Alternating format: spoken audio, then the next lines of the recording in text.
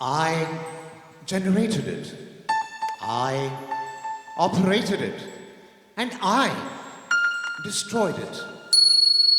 I have been present through it all, observing each and everyone, living through their deeds and paying with their debts.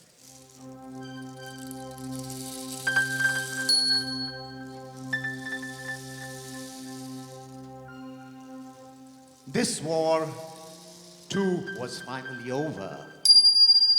And what was left behind? Silence, dull and menacing. Battlefield, barren and arid. All the cacophony of 18 days had merged into the gloom and doom of stories that may remain untold. It seemed the rainbow colors that once outlined the horizon had prismed themselves into one long, monotonous sheet of light. But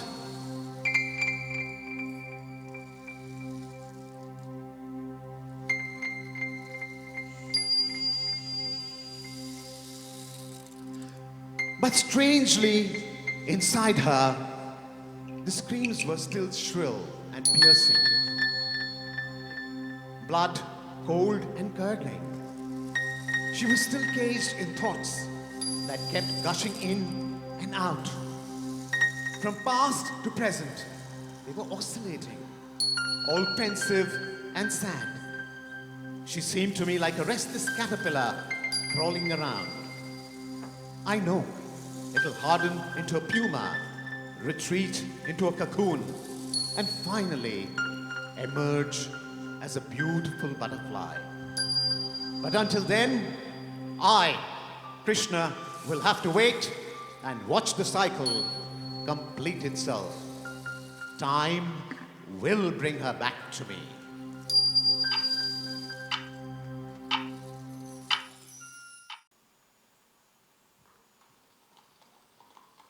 I could not face my thoughts, and I gazed away towards the mountains, where the sun had risen in all its resplendence. And as I stood absorbing its splendor, my thoughts kept going back to those memories which I had secretly tucked away.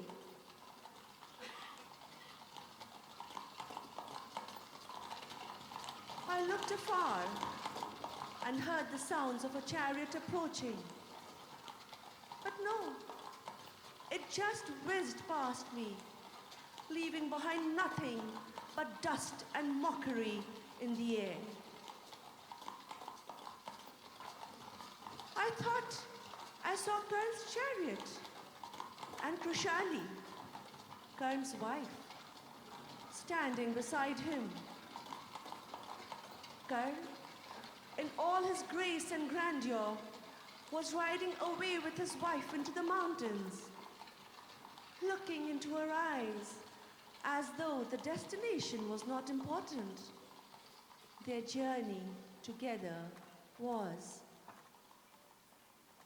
Krushali, wait. Wait, Krushali.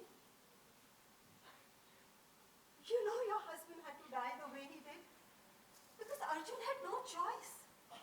He was told to get him down from the chariot at sunset and slay him with his sharpest arrow.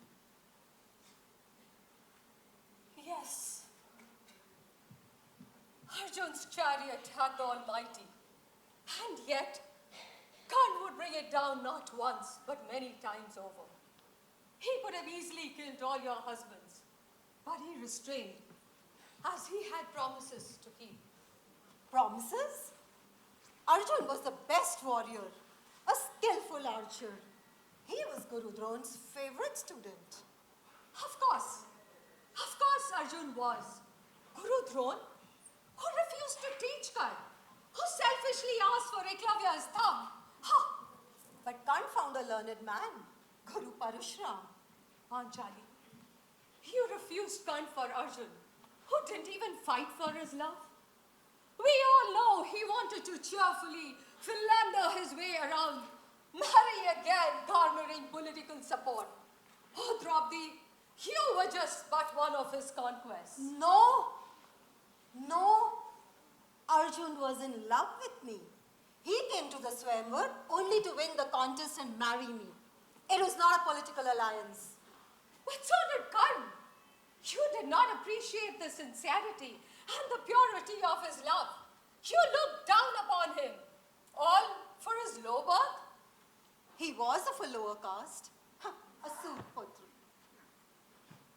Did that make him any less capable?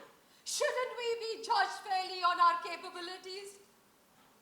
Karn was humble and heroic, daring and dauntless, a philanthropist par excellence, and so much for caste.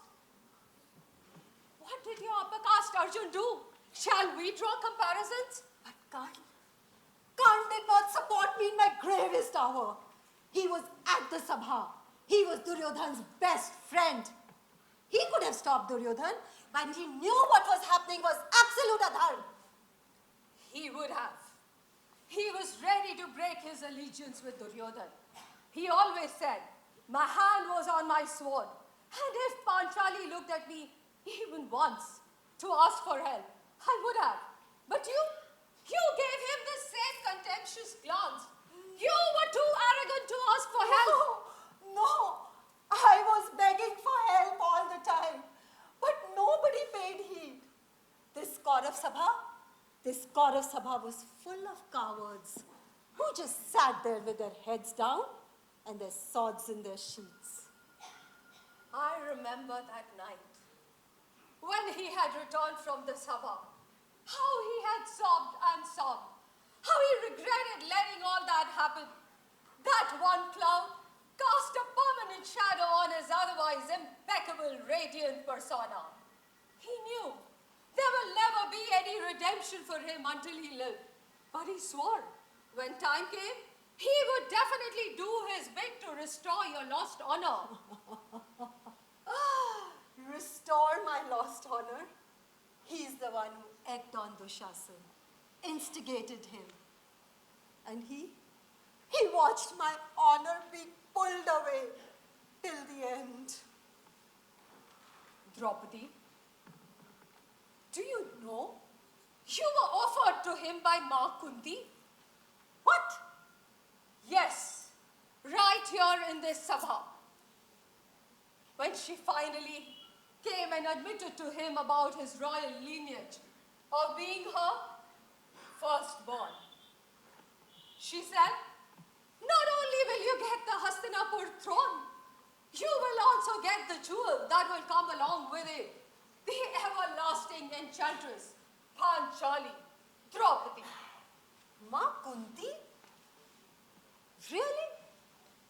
But Kant did not waver, not even for a moment, before refusing the final bait. He could have changed sides and won the war, but no, Draupadi. He valued your dignity more than his death. He wailed you back with his refusal and bejeweled you as a bride for his younger brothers. Yes. Perhaps. Why? Like a true Dani. He generously donated his kavach and kundal, his only true identity since birth, his immortality, his divinity, his second skin, his... Shall I go on? No, don't. How I wish. Draupadi, you never hated Kant.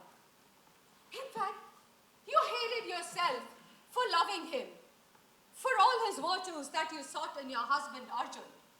He would have been your first choice, had it not been for your father, who raised you amidst the ashes of his own revenge, from the fire, you, his Yagnaseni. Krishali, my birth was meant for a purpose beyond my own understanding. As I leave Draupadi, I hope you resolve all your conflicts and find solace. His mortal remains may lie here. They say his body is wounded, dead now. But his soul is very gets released, he never dies. And I, Asati, I'm going with him wherever he takes me, for I know he will never ever leave my side. Hey Krishna, thank you for helping him exhaust all his vasanas. Thank you for helping him release all his karmic bondages.